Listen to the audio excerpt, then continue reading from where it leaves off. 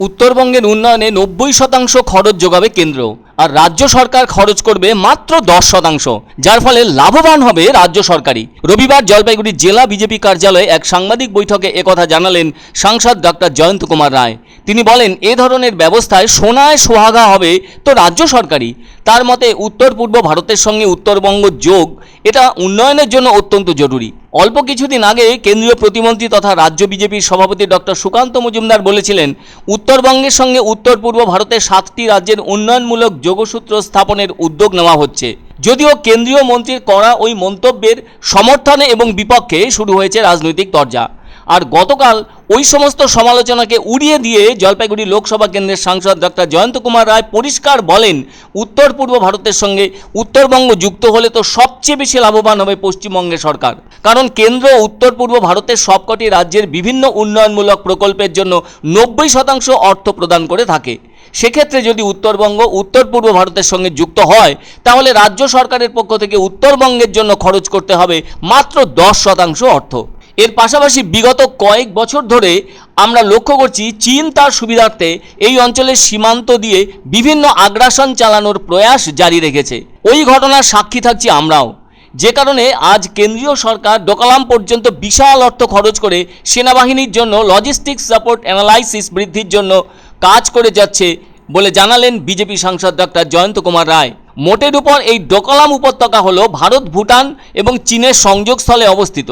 ভুটান এবং চীন দুদেশই ডোকলাম মালভূমি নিজেদের বলে দাবি করছে, আর ভারত এক্ষেত্রে ভুটানকে সমর্থন দিচ্ছে। তবে ভুটানকে সমর্থন দেবার পেছনে ভারতের নিজস্ব কারণও রয়েছে। বিশ্লেষকদের মতে ডোকলাম মালভূমি নিরাপত্তার দিক থেকে ভারতের জন্য যথেষ্ট গুরুত্বপূর্ণ।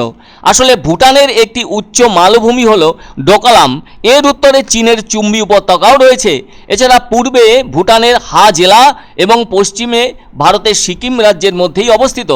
তবে কোনো কারণে ভারত ও চীনের মধ্যে যদি কোনো সংঘাত শুরু হয়, তাহলে ভারতের চিকেন নেক এবং সেই সাথে উত্তর পূর্বাঞ্চলের সমগ্র অঞ্চলকে জয় করার ক্ষেত্রে পরেরটির হাত থাকবে। চিকেন নেক হলো একটি ছোট্ট এলাকা যা কিনা উত্তর পূর্বকে ভারতের বাকি অংশের সাথে সংযুক্ত করে। আবার চীন বিতর্কিত ডোকলাম এলাকায় রাস্তা নির্মাণ শুরু করলে ভুটান ভারতের কাছে সাহায্য চেয়ে বসে এবং ওই নির্মাণ বন্ধ করতে সেনাবাহিনী পাঠানো হয়। 2 মাসেরও বেশি সময় ধরে ওই এলাকায় সামরিক অচলাবস্থা চলে। তবে দুপক্ষের মধ্যে কূটনৈতিক আলাপ আলোচনার পর উভয় দেশ ডোকলাম থেকে সেনা প্রত্যাহারের বিষয়ে সম্মত হয়। 2017 সালের ডোকলাম বিবাদ, যা ওখানকার সীমান্ত বিরোধকেই বোঝায়। ডোকলামের ওই সব ঘটনাকে মাথায় রেখে সাংসদ ডক্টর জয়ন্ত কুমার রায় বলেন, এমন অবস্থায় দীর্ঘ সময় ধরে বঞ্চিত উত্তরবঙ্গের মানুষের সামনে এটাই হবে ঘুরে দাঁড়ানোর হয়তো শেষ হাতিয়ার। তিনি এ বিষয়কে গুরুত্ব দিয়ে বলেন, আমরা আর কয়েকদিনের মধ্যেই এ ব্যাপারে প্রধানমন্ত্রীর সাথে দেখা করতে চলেছি। উত্তরবঙ্গকে উত্তর পূর্ব ভারতের সঙ্গে যুক্ত করতে পারলে এই অঞ্চলে বাড়বে কর্মসংস্থান, আর আমাদের ছেলে মেয়েদের ভিন রাজ্যে কাজের জন্য আর ছুটে বেড়াতে হবে না বলে জোরের সঙ্গে জানালেন জলপাইগুড়ির সাংসদ ডক্টর জয়ন্ত কুমার রায়। এই যে 40% দিতে হবে বলে আমাদের অনেক প্রজেক্ট আমাদের এখানে হয় না, যেহেতু উত্তরবঙ্গকে বঞ্চিত করে রাখা হয়। এই 60-40 জায়গায় কিন্তু যদি নর্থ ইস্টের মতো যদি ফেসিলিটি দেওয়া হয় এখানে, তাহলে 90-10 শেয়ারিং হয়ে যাবে।